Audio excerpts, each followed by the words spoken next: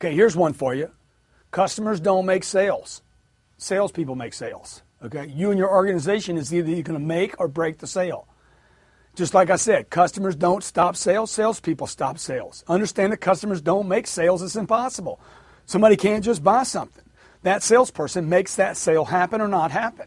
It is the salesperson's job, the organization's job, management's job to make the sale, and it is the salesperson's job to create the trust. This is about trust again. Whether or not the sales happen is entirely up to who? You, never them. So in order to make sales, you have to understand the mind of the customer. If you don't recognize how buyers think, what causes them to respond, what causes them to act, you'll be unable to take full responsibility and will never truly reach your potential. When you step into this arena, you're now in the business of handling people, not just selling products.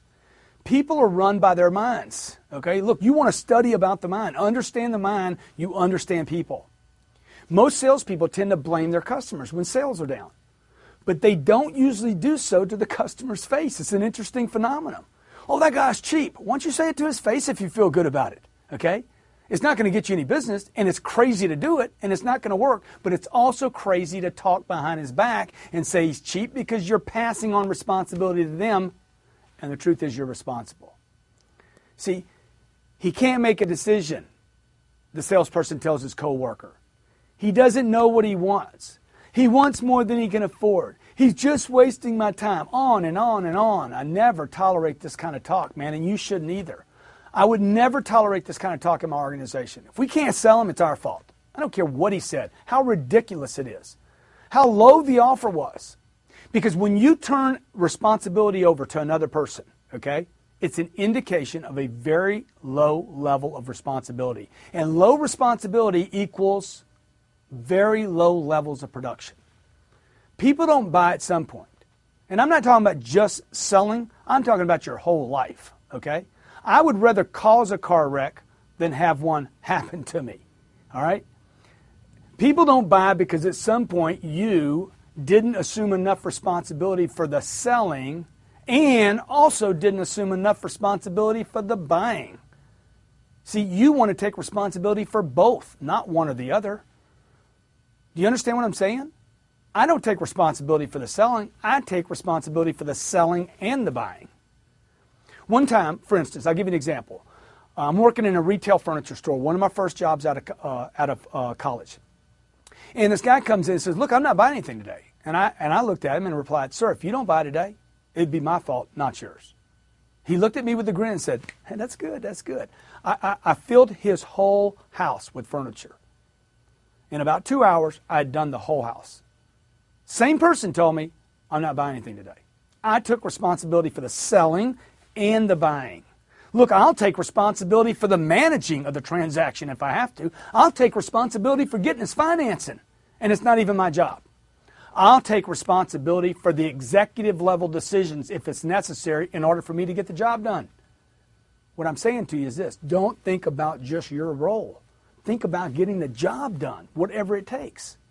Also understand that he was saying, I'm not buying today, is reactive. It is a reactive response from his mind. He would do it with anybody that walked up to him. He would do it in any retail environment he walked in, and it's probably not even him talking.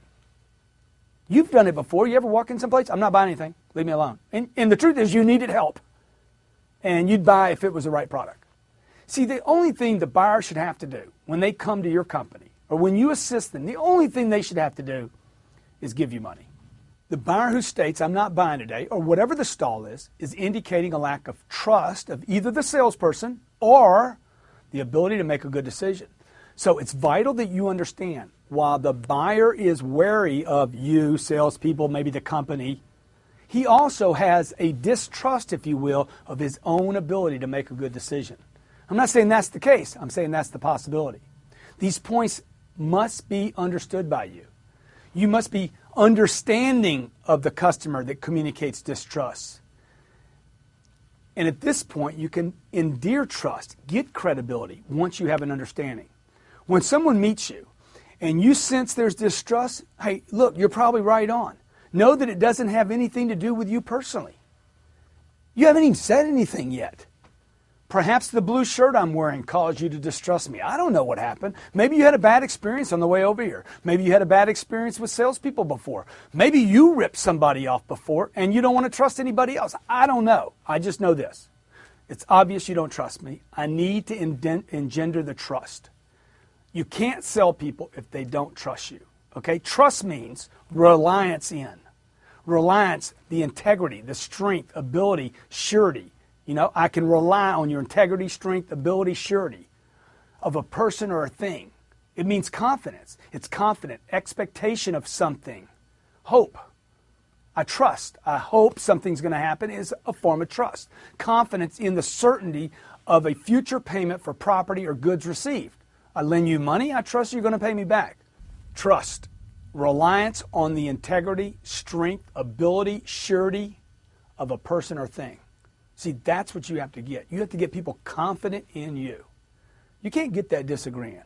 You can't get it arguing. You cannot get it by insisting they do certain things, okay?